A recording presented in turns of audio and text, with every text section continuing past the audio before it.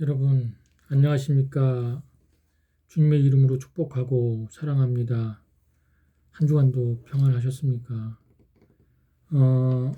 여러분 언제나 여러분의 삶의 영역에 하나님의 나라가 충만하기를 원합니다. 그래서 즐겁고 평안하고 그리고 정말 신나게 그렇게 생활하시기를 주님의 이름으로 축원드립니다. 늘 은혜 가운데에서 은혜의 힘으로 사시기를 원합니다. 오늘 말씀은 고린도전서 9장 24절에서 27절 말씀을 가지고 믿음의 경주라는 제목으로 이 시간 저와 여러분이 하나님의 은혜를 나누도록 하겠습니다. 잠시 제가 사도신경하고 성경을 봉독해 드리겠습니다. 나는 전능하신 아버지 하나님 천지의 창조주를 믿습니다. 나는 그의 유일하신 아들 우리 주 예수 그리스도를 믿습니다.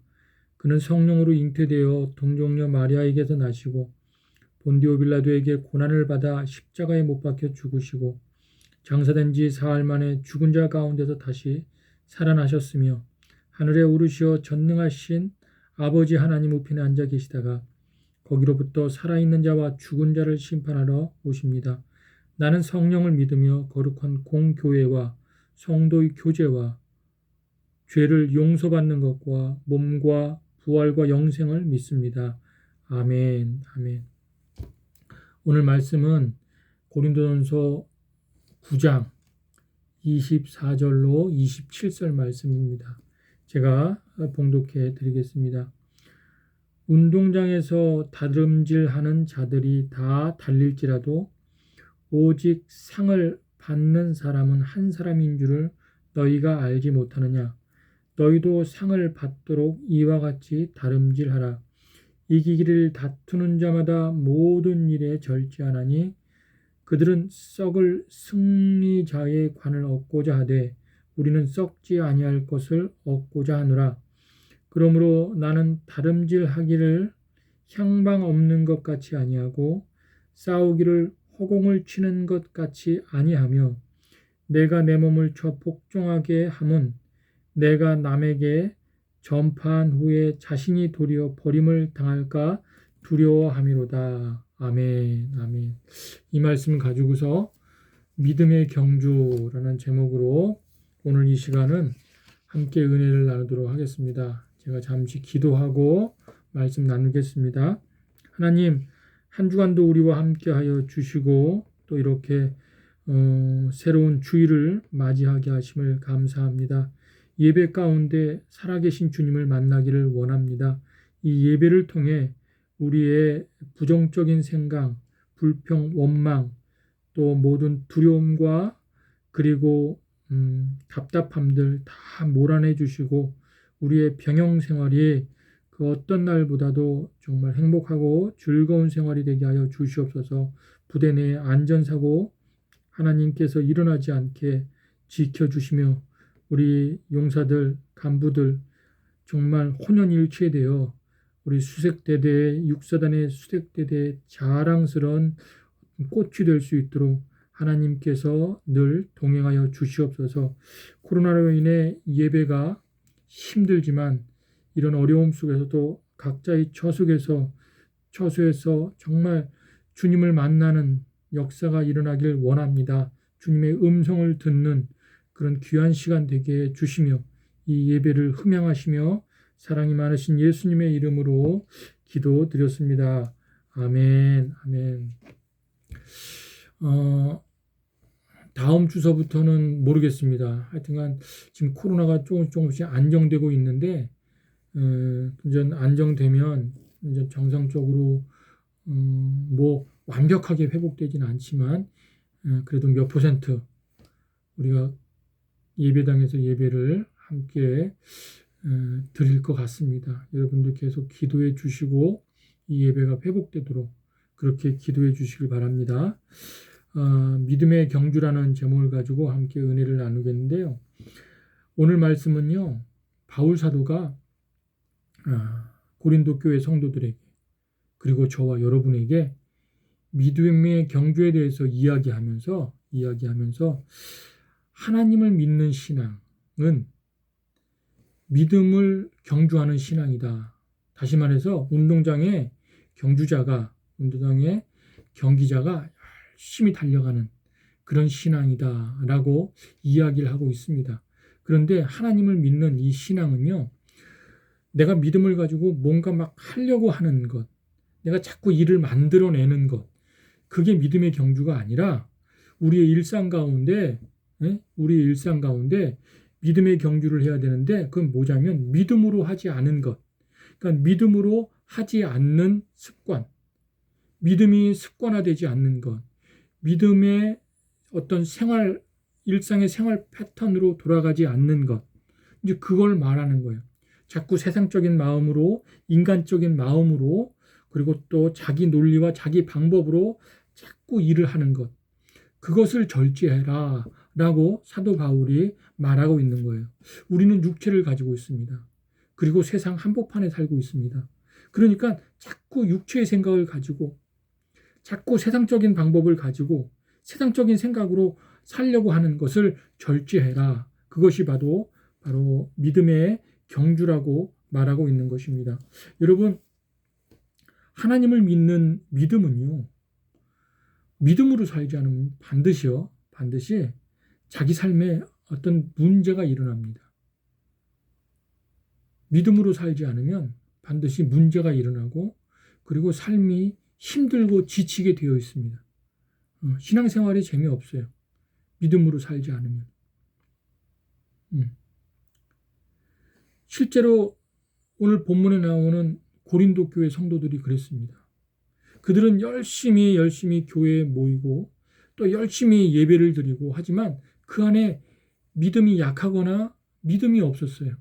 그러다 보니까는 자꾸 교회 안에 분쟁이 일어나고 막 일이 터지고 막 반목이 일어나고 당파가 막 생기고 그런 일이 끊임없이 일어나는 거예요. 사도 바울이 그것을 보면서 그들의 신앙생활이 겉으로는 열심히 하는 것처럼 보이는데 그 내면에는 믿음이 약하거나 믿음이 없는 그런 모습을 보면서, 그리고 또 그렇게 막 시험 드는 일, 당파가 일어나는 일이 끊임없이 일어나는 걸 보면서, 그리고 그들의 신앙이 어려운 것, 참 힘들어하는 걸 보면서 믿음의 경주에 대해서 이야기하는 것입니다. 바울 사도가 본문에서 말하고자 하는 믿음의 경주는 뭐냐? 그거예요. 한마디로 얘기하면 세상 코드로 한번 살지 말고 우리 한번 하나님을 믿는 믿음으로 한번 살아보자. 세상 것으로 너희들의 경험한 것, 너희들의 논리, 너희들의 어떤 자기 체험, 그리고 뭐 계획, 자기 지식으로 살지 말고 정말로 한번 하나님을 믿는 믿음으로, 하나님을 사귀고 하나님을 아는 지식으로 한번, 성경 지식으로 한번 살아보자. 그 말을 하는 거예요. 쉬운 예를 들어보면 한 달에 용돈을 무슨 10만 원 쓴다, 20만 원 쓴다. 근데 용돈 한 1, 2만 원 쓰고 한번 믿음으로 한번 살아보자. 네가 그동안 너의 힘을 불어넣어 주었던 게 가족이었다면 가족의 힘으로 살아보지 말고 한번 믿음으로 한번 살아보자. 네 자신을 의지하는 네 힘으로 지금까지 살았다면 네 힘으로 살아보지 말고 한번 믿음으로 한번 살아보자. 사도 바울이 지금 그 얘기를 하고 있는 것입니다. 그러면서 그들의 이해를, 그 고린도 성도들의 이해를 좀 더 돕기 위해서 그 당시 사도 바울 당시 이스라엘 땅에 그리스 문화와 또 그리스 스포츠가 굉장히 깊이 들어왔습니다. 유대인들의 삶 속에 들어왔는데 사도 바울이 고린도 교인들의 성도들을 어떤 믿음의 경주에 대해서 좀 이해시키기 위해서, 그러면 믿음의 경주를 하는데 그 당시 3년 만에 열리는, 그 고린도 지역에 3년마다 열리는 이스트미안 경기라는, 그러니까 200m 그 달리기 경기가 있었나 봐요. 그 경기를 비유로 들면서 믿음의 경주는 이런 식으로 해야 된다라고 이야기를 지금 풀어서 이야기하고 있는 거예요. 자, 그러면은 우리가 믿음의 경주를 하기 위해서 어떤 신앙적인 태도를 가져야 하는가를 좀 몇 가지 우리가 살펴보겠습니다. 첫 번째는 믿음의 경주를 하기 위해서 첫 번째 우리가 가져야 할 믿음의 경주자의 신앙적인 태도는 무엇이냐면요. 오직 주님만 바라보는 거예요. 오직 주님만 몰입하고 주님께만 집중하는 거예요.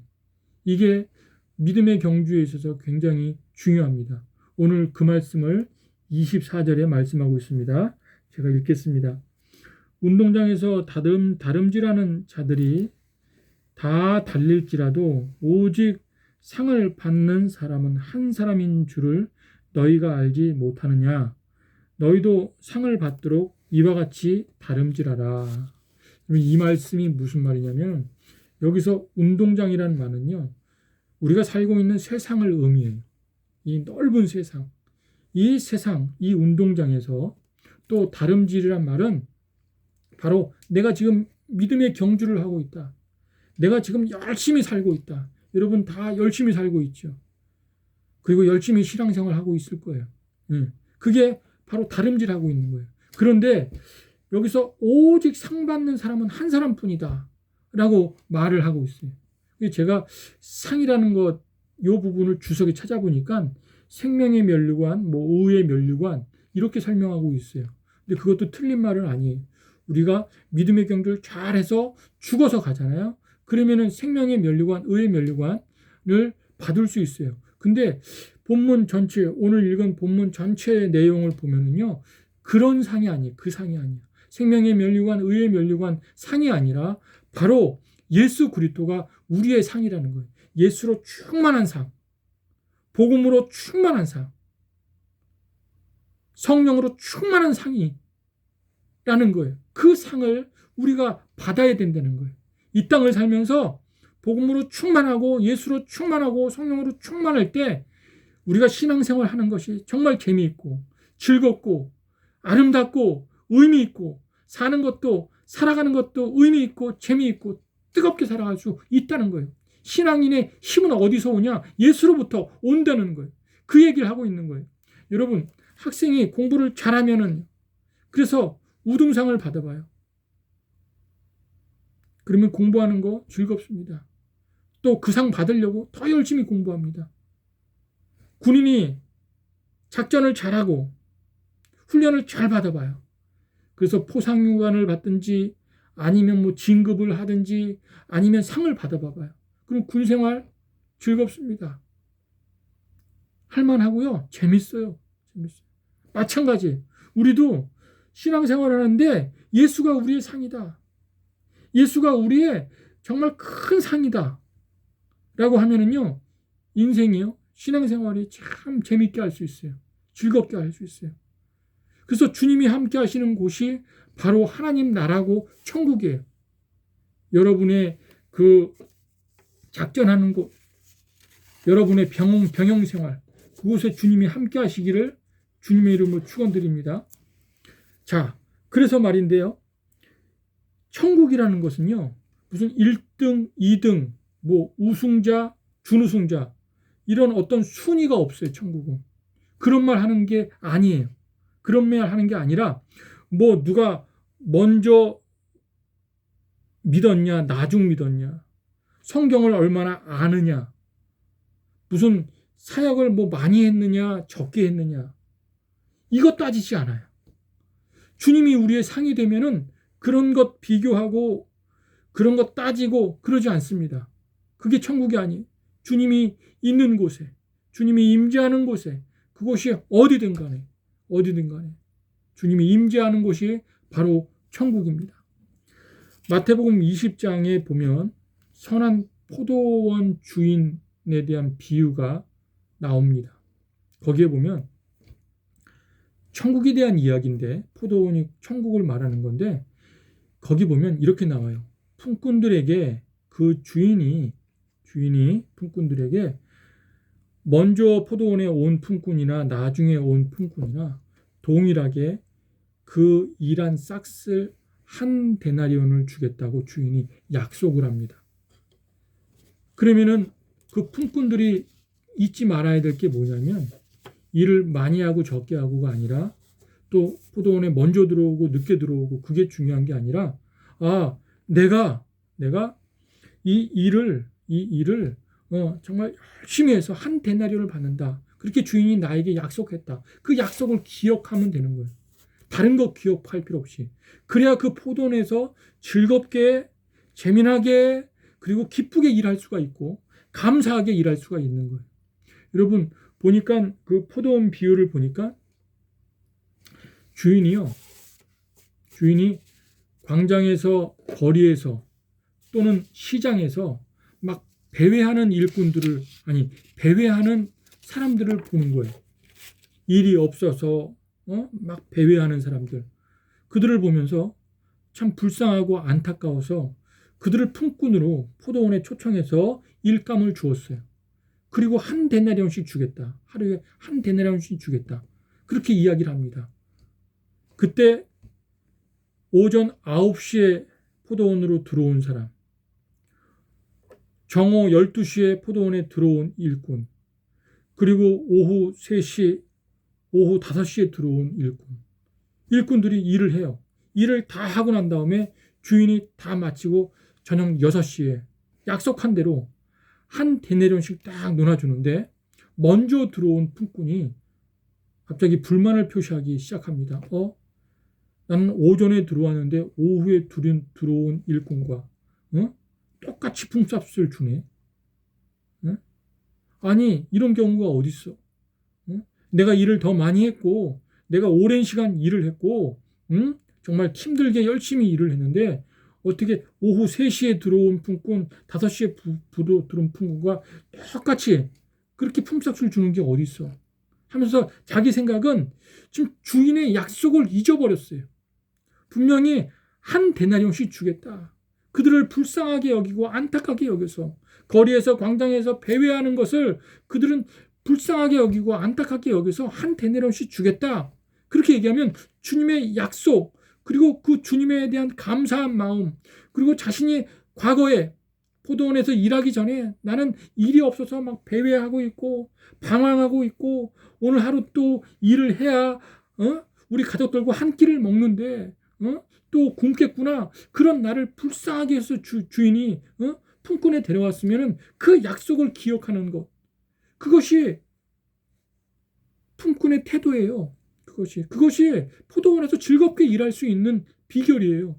근데 그걸 까마득히 잃어버리고 내가 저 사람보다 먼저 들어왔는데 내가 저 사람보다 일을 더 많이 했는데 그런 생각을 가지고 일하잖아요. 그러면 포도원에서 일하는 것이요. 아무리 열심히 일해도 재미가 없어요. 즐겁지가 않아요. 내가 먼저 들어왔으니까 저 사람보다 품삯을 더 많이 받겠지? 내가 더 많은 일을 했으니까 더 많이 받겠지? 그런 생각을 하면 아무런 재미가 없어요. 응? 지금 사도 바울이 고린도 교회의 성도들을 보니까 다 그런 마음을 가지고 있어요. 응? 이방인 그리스도인들과 유대인 그리스도인들이 충돌이 일어났어요. 서로 반목하고 분쟁이 일어났어요. 뭐 때문에? 우리는 하나님으로부터 율법을 받은 사람이고 너희들은 율법을 받지 못한 사람들이다. 우리는 할례를 받았다. 너희들은 할례를 받지 못한 사람들이다. 우리는 철저히 안식일을 지킨다. 너희들은 안식일을 지키지 않지. 하면서 자꾸 유대 그리스도인들이 이방인 그리스도인들에게 자꾸 그걸로다가 시비를 거는 거예요. 그러면서 그걸 가지고 구원의 문제로 나가고 있는 거예요. 그들 안에는 예수님의 상이 없는 거예요. 상이. 예수가 없는 거예요. 예수님의. 여러분 포도원 비유에서 그 품꾼들이 놓치지 말아야 될 것은 주인의 의중, 주인의 약속, 주인의 마음 그것을 놓치면 안 되는 거였습니다. 근데 그걸 놓쳤기 때문에 포도원에서 일하는 것이 재미가 없었던 것처럼 우리가 예수 그리스도를 믿는 것, 신앙생활 하는 것, 또 이 땅에서 사는 것 그것은 우리가 예수님을 놓치면요 신앙생활이 또 사는 것 자체가 재미가 없어요. 돈을 많이 벌어도요 잠깐이에요. 가족들과 단란하게 살아도요 그 즐거움은 잠깐이에요. 다 그게 짐이 되어 나에게. 그러나 예수 그리스도가 내 안에 오셔서 내 안에 큰 상이 된다. 예수로 충만하고 복음으로 충만하고 성령으로 충만하다. 그러면 그 예수님이 우리를 깨닫게 해주셔서 또 인도하는 길목길목마다 다 뜻이 있고 의미가 있어서 얼마나 감사한지 모릅니다. 참 삶의 의미를 알고 살아가는 것과 삶의 의미를 모르고 살아가는 것은 천지차이입니다. 천지차이. 마찬가지로 오늘날도 성도 사이에 그리스도가 상이 되지 않으면요, 누가 이 일을 많이 했느니 적게 했느니, 누가 먼저 예수를 믿었느니 안 믿었느니, 늦게 믿었느니, 뭐 이런 것 가지고서 자기 논리, 자기 어떤 체험, 또 자기 실적 이런 것 가지고서 비교하고 비판하고 원망하고 불평하고, 그럼 신앙생활 정말 재미가 없습니다. 저와 여러분이 신앙생활 재미있게 하려면 예수님이 저와 여러분에게 상이 되기를, 의의 면류관, 생명의 면류관보다 예수님이 저와 여러분에게 상이 되기를 주님의 이름으로 축원드립니다. 열등의식이나 우월의식 갖지 아니하고 그냥 항상 주님과 함께 동행하는, 주님을 늘 바라보는 그런 은혜가 있기를 원합니다. 제가 아는 어느 권사님이 있는데 그 권사님은 정말 열심히 주의 일을 하는 사람이에요. 그런데 어느 때인지도 모르게 이분이 하나님이 복을 주셔가지고 저 동남아 쪽에 교회를 한 40개를 지었어요. 거기는 가난한 나라라 한 500에서 1000만 원만 있으면 교회 하나는 지어요. 그러니까 한 40개를 지었어요. 근데 그 40개를 지은 그게 자기의 신앙의 기준이 된 거야. 응? 그래서 무슨 얘기만 하면 내가 교회를 40개 졌는데, 40개 지은 게 어졌다는 거야. 40개 지은 게. 응? 그거 그냥 오른손이 하는 일 왼손이 모르게 하나님 앞에 올려드리면은 참 좋았을 텐데 자꾸 그걸 노래를 부르고 막 떠버리고 다니니까 그냥 뭐 다 허비되는 거죠. 이 땅에서 다 칭찬받고. 굉장한 겁니다. 40개 아무나 짓습니까? 굉장한 일을 해놓고 그냥 그 상급을 다 까먹는 거예요. 만약에 그걸 떠버리지 않고 그냥 가슴속에서 주님께 올려드리고 주님을 더 사모하면은 주님의 상이 그 권사님 마음에 더 컸을 거예요. 저는 그렇게 믿습니다. 근데 그것을 그냥 막 자랑하고 뽐내고 떠버리면서 다니면서 그렇게 다녔기 때문에 다 잃어버리게 되는 거예요. 주님의 상을. 저와 여러분은 정말 믿음의 사람으로 어려우면 어려운 대로, 힘들면 힘든 대로, 좋으면 좋은 대로 다 주님께, 다 주님이 기억하시고 또 주님이 함께 하시기 때문에 주님의 상이 그럴 때 믿음으로 더 커지기를 주님의 이름으로 축원드립니다. 두 번째로 우리가 믿음의 경주를 잘하기 위해서 어떤 신앙적인 태도를 가져야 하는가? 우리의 마음에 주님을 품고요. 나와의 싸움에서 주님이 이기기를 힘써야 합니다. 우리 마음에 주님을 품고 나와의 싸움에서 주님이 이기기를 힘써야 합니다. 25절을 제가 읽겠습니다. 이기기를 다투는 자마다 모든 일에 절제하나니 그들은 썩을 승리자의 관을 얻고자 하되 우리는 썩지 아니할 것을 얻고자 하노라. 아멘, 아멘. 여러분, 그리스도인이 정말 치열하게 싸워서 이겨야 할 싸움이, 그 이겨야 할 싸움의 대상이 세 가지가 있습니다. 그 첫 번째 대상이 뭐냐면은 환경입니다. 세상, 환경. 요즘 코로나로 불편한 환경 지금 겪고 있는데 이것을 믿음으로, 복음으로, 예수님으로 참고 견디고 그렇게 싸워 이기시기를 주님의 이름으로 축원드립니다. 경제적으로 어려움을 당하고 그리고 또 생활에 불편한 사회적 거리두기로 생활에 불편함이 있고 이게 다 어찌 보면은 우리의 믿음을 성장시킬 수 있는 기회인데 뭐 기다릴 때 기다려야 하고요. 참을 때 참아야 하고 그러면서 믿음이 성장되는 거예요. 믿음으로 이기시길 바랍니다. 믿음으로. 환경과 싸워 이기세요. 두 번째는요. 우리가 싸워야 할 대상이 인간관계의 싸움입니다. 인간관계. 참 힘들죠. 우리 주변에 다 내 마음에 드는 사람, 다 좋은 사람만 있는 건 아닙니다. 나와 맞지 않는 사람도 있습니다. 내가 좋든 싫든 그 사람들과 좋은 관계를 유지하는 것. 이것이 굉장히 중요합니다. 좀 힘이 힘들더라도 상대방에게 웬만하면 맞춰주세요. 그 싸움에서 이기세요. 좀 힘들고 어렵더라도 상대방을 맞춰주는데 노력하면서 살아가시길 바랍니다. 나와 다르다고 그냥 탁 잘라내버리고 그러면 나중에 내 주변에 남는 사람이 없습니다.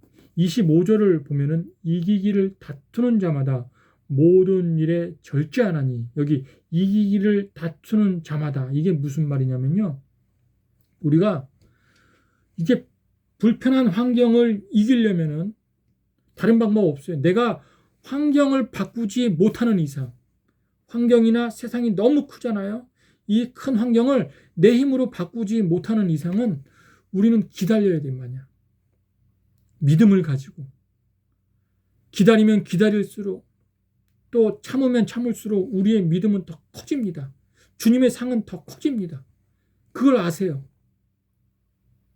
그래서 그냥 기다리면 이기는 거예요. 참으면 이기는 거예요. 응? 그리고 사람들과의 관계도 죄가 아닌 이상은 그 사람에게 맞춰주세요. 계속. 그 사람이 날 이용할 수도 있어요. 바보 취급할 수도 있어요. 알면서도 그냥 맞춰주세요. 그러면 나중에 그 사람을 얻습니다. 정말 다른 어떤 것보다 그 사람을 얻어요. 내 말에 신뢰하고 그 사람이 나를 대하기를 저 사람 참 진국이다. 그렇게 대할 거예요. 그게 어디예요? 잘 맞춰주세요. 그리고 그 사람을 위해 기도해 주세요. 그게 이기는 거예요. 그게 이기는 거예요. 세 번째로 나와의 싸움. 이 나와의 싸움이 가장 어렵습니다. 대부분 나와의 싸움에서요. 이기는 사람 별로 없어요. 다 져요. 여러분, 저나 여러분이나 고집이 있잖아요. 그 고집을 뭐 쉽게 꺾습니까? 우리 가족도 못 꺾고 나도 못 꺾고 그냥 고집대로 살지 않습니까? 근데 우리가 예수를 믿으면서 그 예수님을 통해서 내 고집이 꺾인다.